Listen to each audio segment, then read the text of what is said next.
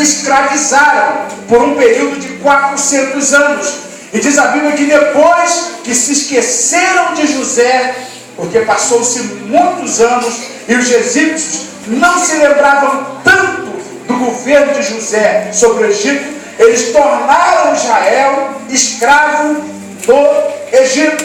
Mas no capítulo 3 do livro de Êxodo, diz a Bíblia que Deus aparece a Moisés. Deus aparece a quem? Moisés. A quem? Moisés. Deus aparece a Moisés.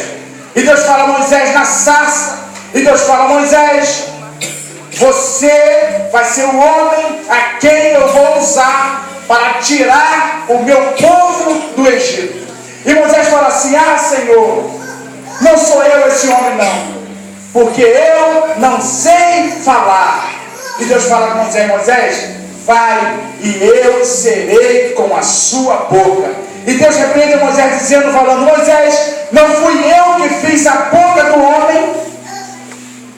Vai e eu serei com a tua boca, e eu mandarei teu irmão Arão para que vá com você. E quando você não puder falar, ele falará a Faraó.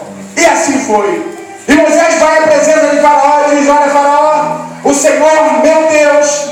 E Faraó pergunta: quem é o seu Deus? E Moisés disse: meu Deus mandou te dizer que eu sou, me enviou até ti e mandou te dizer para você deixar o povo dele ir fazer uma festa no deserto.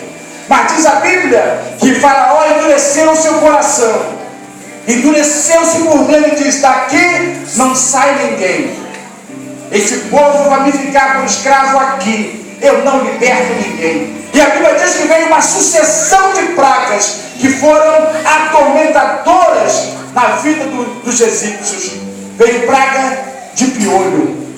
A primeira grande praga que veio sobre o Egito, uma praga de piolho. Houve uma piolhada pior do que nas escolas aqui de Macaé. Muito piolho. Veio piolho de tudo quanto é lado. Mas diz a Bíblia que Faraó não se aquebrantou. Veio outra praga. Veio uma praga que as águas viraram sangue. E Faraó em nenhum momento se aquebranta. Veio outra praga. Essa praga mais atormentadora, porque o Egito se encheu de rãs. E Faraó continuou sem liberar ninguém. Veio mais uma praga. Veio uma grande chuva de pedras no Egito. Alguém aqui já viu chover pedra? Alguém já viu? Eu nunca vi. Mas no Egito choveu pedra. Com um monte de praga. E vale a pena dizer que cada praga dessa que Deus liberava, Deus estava desafiando um Deus egípcio. Já que no Egito tinha Deus rã, Deus mosca, Deus sol. No Egito se adorava a tudo. E Deus mandou uma praga para Deus. A maior adoração egípcia era o Deus sol, cujo Faraó era a sua representação. Quando se falava da adoração maior, era dada ao Deus Sol. Sabe o que Deus fez? Deus mandou uma praga de trevas e cobriu o Egito de trevas. E o sol não brilhava mais. Deus mandou uma praga para desafiar a cada Deus do Egito, para provar que ele é maior do que qualquer um deles. Mas diz a Bíblia que a última praga, ela foi a mais contundente. Foi quando Deus disse assim: Moisés, fala o meu povo, para eles se organizarem. Fala para cada um colocar um cordeiro dentro da sua casa. Moisés, vai acontecer que no 14º mês desse mês, a Páscoa, ela começou a ser celebrada, suas primeiras datas, entre o mês de março e abril. Vale a pena dizer que a Páscoa sempre cai na data certa. A Páscoa sempre cai na data certa. A Páscoa sempre foi comemorada entre março e abril. Talvez não em data, mas em mês certo. Ou em março ou em abril. E Deus fala a Moisés: até o 14º dia desse mês, eu enviarei uma praga que os egípcios não vão aguentar. Eu vou matar todos os primogênitos. Eu vou matar o primogênito das vacas, dos reis, dos príncipes, dos escravos. Eu vou matar todos. E Deus dá a receita. Deus dá a receita para que as famílias não fossem destruídas pelo anjo da morte. Deus falou, Moisés, dentro da casa tem que ter um cordeiro. Essa foi a primeira receita. Fala aí para o seu irmão, você precisa ter um cordeiro dentro da sua casa. Você precisa ter um cordeiro dentro da sua casa. Ter um cordeiro dentro de casa faz toda a diferença. Por que eu falo que faz toda a diferença? Porque eu me lembro que João Batista, quando ele vê Jesus chegando na beirada do rio para ser batizado, João Batista fala: eis aí o Cordeiro de Deus que tira o pecado do mundo. Ter o Cordeiro de Deus dentro de casa faz toda a diferença. Mas Deus continua dando ordens, e Deus fala assim: ó, tem que ter um cordeiro. E nesse dia, o cordeiro vai ter que ser imolado, vai ter que ser morto. Sem morte do cordeiro não existe redenção. Fala aí, sem morte do cordeiro, não existe redenção. O que eles fizeram? Mataram o cordeiro. E qual foi a ordem de Deus? Passe o sangue do cordeiro nos umbrais da porta. E acontecerá que quando o anjo da morte passar, onde estiver o sangue, o anjo passará por cima e não vai entrar. Onde o sangue estiver nos umbrais da porta, o anjo da morte não entra. Mas não foi só essa ordem de Deus, que não bastava ter o sangue nos umbrais das portas. Só isso era pouco. O sangue era para estar nos umbrais da porta. Mas ninguém era para sair de casa nesse dia. Se tivesse um sangue nos umbrais da porta, mas saísse de casa, o anjo da morte passava a si mesmo. Ou seja, não bastava obedecer parcialmente, tinha que obedecer totalmente. E aconteceu que naquele mesmo dia, no 14º dia do mês de abril ou março, o anjo da morte passou, à meia-noite. Eu começo a imaginar quão grande foi o terror de ver uma espada passando no escuro, flamejante, entrando de casa em casa, de curral em curral, e matando o primogênito, desde o primogênito dos animais até o primogênito dos homens. Diz a Bíblia que no meio da noite, todo o Egito acordou. Diz que em cada casa havia pelo menos um morto. Em cada casa havia pelo menos um morto. Claro, uma casa que não tinha a marca do sangue do cordeiro. Você sabe o que faz toda a diferença na sua vida, meu irmão? Sabe por que Satanás não entra na sua casa? Sabe por que Satanás não acaba com tudo? Sabe por que Satanás não mata os seus filhos? Porque na porta da sua casa tem a marca do sangue do cordeiro. Sabe por que Satanás não tem poder sobre a sua vida? Porque na sua casa o sangue do cordeiro está derramado lá. O sangue está marcado lá. E Satanás não entra. A Bíblia diz que o sangue de Jesus Cristo nos purifica de todo pecado. Que pelo seu sangue nós temos comunhão com Deus. Pelo seu sangue nós nos reconciliamos com Deus. Interessante que depois da Páscoa, depois da noite de Páscoa, no dia seguinte, a família acordava e tinha lá algumas partes do carneiro, da ovelha, que tinha sobrado. E eles tinham uma ordem: comam a carne, mas não quebre nenhum de seus ossos. Nenhum dos ossos desse cordeiro pode ser quebrado. Interessante isso, porque o apóstolo Paulo, ele diz que Jesus Cristo, ele é a nossa Páscoa. No capítulo 5, no livro de 1 Coríntios, entre o versículo 1 e o versículo 7, o apóstolo Paulo diz assim: Jesus, ele é o Cordeiro Pascual. Jesus é a vossa Páscoa. Jesus morreu por nós para vos trazer libertação. Assim como o povo de Israel comemorava a Páscoa, que era a liberdade do Egito, a igreja comemora a Páscoa, comemorando a morte e a ressurreição de Jesus Cristo, que nos livrou do império das trevas. Mas é interessante que o nosso Cordeiro Pascual, que é Jesus Cristo, que morreu na cruz pelos nossos pecados, ele sofreu coisas que você não imagina. Que você não imagina. Quando a Bíblia fala de Jesus como Cordeiro Pascual, a Bíblia diz que Jesus foi torturado. Quantos nunca ouviram dizer que Jesus carregou uma cruz que não era dele? Jesus experimentou a traição, Jesus experimentou a cruz. Diz a Bíblia que Jesus experimentou julgamentos injustos. Mas a trajetória de Jesus até a cruz, ela foi uma trajetória de muito sofrimento. Porque geralmente se prega que Jesus, ele chegou no Gólgota e lá ele pegou a cruz. Mas a Bíblia não diz isso.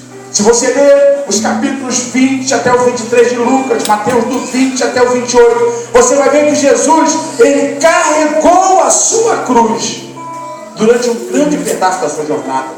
Segundo os historiadores, a cruz de Jesus pesava aproximadamente 140 quilos. Eu vou dizer a você o que é isso. Aproximadamente 3 sacos de cimentos. Mas se você soubesse como estava o corpo de Jesus quando ele pegou aquela cruz, você pelo menos sentia um pouco de dor no seu coração. Porque qualquer condenado, antes de chegar a ser crucificado, ele tinha que tomar algo que era chamado por eles da tríplice chibatada, ou também chamada de quarentena. O que era isso? Tinha em Israel um chicote chamado fragum, que ele tinha 3 pontas.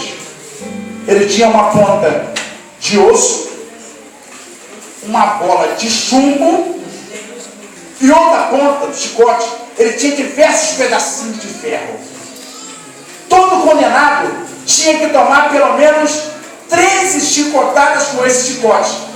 13 com mais uma. Cada chicotada representava 3 chicotadas. Então, na verdade, foram 41 chicotadas. O que fazia esse chicote? Conforme o soldado batia na carne de Jesus, a bola, quando batia, fazia um tumor de sangue na carne. Aí vinha os ossos e vinha os pedaços de ferro, rasgando a carne de Jesus. Quando você vê aquele filme, A Paixão de Cristo, tem muita gente que fala, não, mas isso é exagero, irmão. Jesus ficou dali para pior, antes de pegar a cruz. Depois de tomar a quarentena, joga uma cruz no lombo de Jesus. E Jesus começa a carregar a cruz pelo caminho. No caminho, muitas pessoas zombavam dele. Muitas pessoas debochavam dele. Mas ainda nesse caminho, tinha gente que chorava por ele. É interessante que o livro de Mateus vai dizer que quando Jesus ele carregava a cruz, havia mulheres que choravam por ele. E Jesus disse, não chorem por mim, chorai por vós mesmos. Não chorem pelo meu sofrimento, chorai pelo sofrimento de vocês. Chorai por vocês. Jesus estava dizendo, um dia quem me crucificou vai pagar muito pelo que me fizeram. Que se diz que Israel 70 anos depois foi totalmente devastada e não sobrou ninguém. Jesus, no meio do caminho, Jesus cai, não tem forças mais para carregar a cruz. Mas diz a Bíblia que houve um homem escurinho, Simão de Cirene, que pegou a cruz e acabou de chegar com a cruz até o altar, até o Gólgota. A palavra Gólgota quer dizer Monte Caveira, porque na verdade onde Jesus foi crucificado era o lugar que os assassinos, os homens de piores qualidades, lá eles eram crucificados. Lá no Monte Gólgota não era crucificado gente boa, só ia para lá gente de pior qualidade. Que o diga que ele era fora da cidade, porque dizia a tradição, como diz a Bíblia, maldito é todo aquele que morre de morte de cruz. E a Bíblia diz que Jesus se fez maldição por mim e por você. Quando Jesus chega no Gólgota, diz a história que havia várias caveiras, vários ossos que estavam por cima da terra. deitam Jesus por cima da cruz, pregam as suas mãos, pregam os seus pés, sobem a cruz. Jesus ainda pelo caminho, ele teve um tormento que talvez você não imagina. Diz que quando Jesus estava no caminho por Gólgota, pararam perto de uma cerca e viram uma moita de espinhos, que hoje é chamado de espinhos de Jesus Cristo. Pelo fato de ter sido o espinho que foi feita a coroa para Jesus. Aqueles espinhos, ele tinha aproximadamente o tamanho de um prego, 17 por 27 cada espinho. E eles pegaram aquele mato que era flexível, fizeram uma coroa e colocaram na sua cabeça. O que era o intuito daquela coroa? Era afetar a sua mente, era afetar o seu cérebro. E Jesus, com muita dor, ainda é crucificado. E ele é levantado num sol quente. Eu pregava e ensinava para os irmãos aqui nesse dia, aqui na Palestina, dá aproximadamente 50 graus durante o dia. 50, 55 graus. Você imagina uma pessoa sendo crucificada num sol de 50 graus, sangrando por todas as partes do corpo. E Jesus, ele começa a agonizar na cruz. Ele começa a dizer: Eli, Eli, lama sabachthani. E os judeus diziam: ele está chamando por Elias, ele está pedindo socorro a Elias. Mas na verdade Jesus está dizendo: Deus meu, por que me desamparaste? Deus meu, por que viraste as costas para mim? Na verdade, naquele momento na cruz, o Pai, o Deus eterno, virou as costas para o seu próprio Filho. Você vai dizer: o que é isso, pastor? Virou. Porque naquele momento, todos os nossos pecados estavam sobre ele. E a Bíblia diz que os nossos pecados fazem separação entre nós e nosso Deus. É por isso que Jesus, quando estava na sua oração, lá no jardim de Getsemane, Jesus disse assim: Pai, se possível for, passa de mim esse cálice. Não era cruz? O maior sofrimento que Jesus passou não foi da cruz, mas sim o abandono do Pai por algum instante. Jesus estava lá e diz que em cima da sua cabeça tinha 3 placas escrita: esse é o rei dos judeus, em hebraico, aramaico e grego, para que todos entendessem. Jesus ficou lá pendurado, as pessoas olhavam e gritavam: desce daí! Se você é mesmo filho de Deus, desce daí! Você não é bom mesmo? Desce! E olha, graças a Deus que ele não desceu. Você sabe quem queria que ele descesse de lá? Era o diabo. Porque se Jesus abandonasse aquela cruz, a nossa vida estaria desgraçada. Se Jesus descesse daquela cruz, hoje nós não estaríamos aqui pregando o Evangelho e a nossa fé seria vã. Mas ele não desceu da cruz. Sabe por que ele não desceu? Ele não desceu por causa de mim e por causa de você. Ele não desceu porque ele pensava e dizia: eu não desço daqui porque eu quero salvar o povo. Eu não desço daqui porque eu quero mudar a história de um povo. E Jesus ficou lá pregado na cruz. E diz a Bíblia que num dado momento, Jesus, ele olha para o céu. Ele olha, respira fundo e diz: Deus meu Pai, nas tuas mãos eu entrego o meu espírito. Deixa eu te explicar uma coisa. A morte não teve o prazer de tocar em Jesus. A morte não teve prazer de levar Jesus. Jesus entregou a sua alma ao Pai. Jesus, ele olha para o céu e fala: Pai, se é para alguém me levar, que me leve o Senhor. A morte não vai ter prazer de levar o meu corpo. E Jesus, ele morre na cruz. E diz a Bíblia que havia um certo homem em Judá, chamado José de Arimateia, que tinha uma influência muito boa com Pilatos. Ele procura Pilatos e diz assim: Pilatos, eu conheci esse homem, eu gostava muito dele, deixa eu levar o corpo dele para mim, deixa que eu sepulte o corpo dele.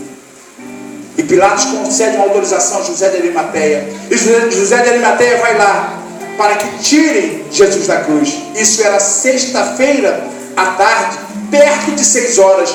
Os judeus estavam preocupados, porque dizia, se ele virá vivo para o sábado, ele vai ter que ficar crucificado até o domingo, porque no sábado, judeu não trabalhava. Falava, vamos fazer o seguinte, vamos lá na cruz, se ele estiver vivo ainda, vamos quebrar as pernas dele. Havia 3 homens na cruz, Jesus e 2 malfeitores. Quando chegaram no morto que estava na direita, ele ainda estava vivo, quebraram-lhe as pernas. Ele caiu da cruz e acabou de morrer.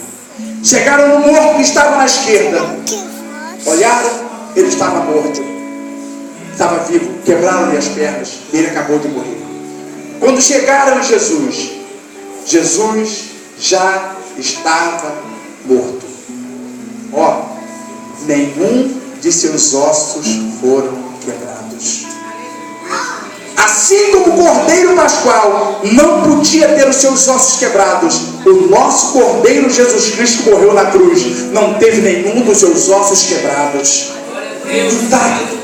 E o soldado olhou e falou, não é possível. O soldado queria ter prazer de quebrar as pernas de Jesus, mas não teve. Mas mesmo assim diz a Bíblia que o soldado chegou com a lança e furou do seu lado, e do lado do seu corpo saiu sangue e água. Sangue e água. Furou e espirrou aquele monte de sangue e água. Isso quer dizer que realmente ele estava morto. Mas eu fico feliz de ser o sangue e água, porque dali saiu o sangue que nos purifica de todo o pecado. Saiu a água que nos limpou da maldição eterna. A água que limpa os nossos caminhos e que nos transforma em nova criatura. Tiraram Jesus da cruz, colocaram Jesus no túmulo, colocaram lá. Isso era na sexta-feira à tarde. Colocaram Jesus no túmulo e colocaram uma pedra que tinha 2 toneladas em cima. Uma pessoa não conseguiria tirar aquela pedra de lá. Era uma pedra muito pesada. Na verdade havia guarda-túmulos. O túmulo de Jesus foi selado pelo governo romano. Ninguém poderia entrar. Ninguém poderia entrar. Mas o capítulo 28 do livro de Mateus diz que no domingo de manhã, 6 horas da manhã, houve um tremor. A terra começou a se sacudir. Começou a cair pedra de tudo quanto é lado. E quando chegaram no túmulo de Jesus, havia lá um anjo que retirou a pedra. Retirou a pedra. O anjo retirou a pedra para Jesus sair de lá. Mas deixa eu falar uma coisa. De onde veio aqueles tremores? De onde veio aqueles tremores? A Bíblia diz no livro de Filipenses capítulo 4 que quando Jesus morre, ele desce às partes mais profundas da terra. Jesus vai ao inferno fazer o quê? Segundo diz 1 Coríntios capítulo 15, a partir do versículo 50, diz que Jesus foi ao inferno e tomou as chaves da morte e do inferno. O que Jesus foi fazer no inferno? Pegar a chave que Adão perdeu para ele. Jesus chega no inferno e fala: diabo, cadê a chave? Cadê a chave? Eu vim pegar a chave que é minha e que está na sua mão. Eu vim pegar o domínio de volta. E Satanás pergunta: que chave? Aquela que você tomou de Adão quando o fez comer o fruto proibido, que impedia as pessoas de entrarem no meu reino. Hoje eu quero a chave de volta. E Satanás diz: eu não dou. Assim mesmo foi o barulho. Eu não dou a chave. Eu não dou a chave. Você não vai levar a chave.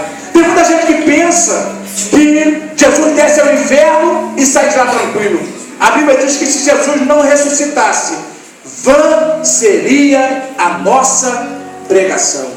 Os demônios queriam que Jesus ficasse lá. Eu fico imaginando nessa hora uma multidão de demônios segurando a Jesus. Uma multidão de demônios dizendo: você não vai sair daqui, você não vai ressuscitar. Mas Jesus ressuscitou com tanta pressão que diz a Bíblia que a terra tremeu. E quando Jesus ressuscita, mortos ressuscitam com ele e são recebidos em casa em Jerusalém, porque ele é todo poderoso. Todo poderoso. Jesus, ele ressuscita e ele ainda passa 40 dias em cima da terra, comendo, bebendo e ensinando os discípulos. No capítulo 1 do livro de Atos, Jesus ele retorna ao céu. Estavam os discípulos reunidos e de repente Jesus começa a subir. E os discípulos ficaram parados, olhando para Jesus subir. E de repente veio uma nuvem e encobriu. E aparecem dois varões e falam: olha, por que vocês estão olhando para cima? O que vocês procuram? Eles falam: o nosso Senhor foi embora. E os anjos disseram: ó, esse mesmo Senhor, da mesma forma que vocês o viram ir, ele há de voltar. Da mesma forma que vocês o viram subir, ele há de voltar. Presta atenção uma coisa: Jesus, ele subiu com mais glória do que desceu. Quando Jesus desce, todos sabiam que era Jesus. Mas em casa, você abre a sua Bíblia no livro de Salmos, capítulo 24, versículo 7, que narra a chegada de Jesus no céu. E diz assim o Salmo: levantai, ó portas, as vossas cabeças, abri-vos, ó portais eternos, que entrará o Rei da Glória. E os anjos perguntam: quem é esse Rei da Glória? E os céus respondem: o Senhor eterno, o Senhor Jesus, o Rei da Glória. Jesus subiu ao céu com mais glória do que desceu. E ó, se você for hoje lá no túmulo de Buda na Índia, você vai lá no túmulo de Buda. Aqui está Buda, está morto aqui. Se você for lá no túmulo de Maomé, tem uma placa lá: aqui jaz Maomé, está aqui. Se você for no túmulo de Allan Kardec, está lá uma placa: está aqui o fundador do Espiritismo, Allan Kardec, está aqui. Se você for no túmulo de Confúcio, você vai ver lá uma placa: aqui está Confúcio, um grande pensador. Mas se você for lá em Jerusalém, você vai ver um túmulo fortemente guardado, que é difícil de chegar nele, com uma placa em vários idiomas, escrita algumas palavras. Está escrito assim: ele não está aqui, ele já ressuscitou. O nosso Jesus ressuscitou, ele está vivo. A nossa esperança está viva. Vamos dar glória a Deus ao Deus vivo nessa noite. Vamos aplaudir ao Deus vivo. Fique de pé nessa noite. Glória a Deus. Fique de pé.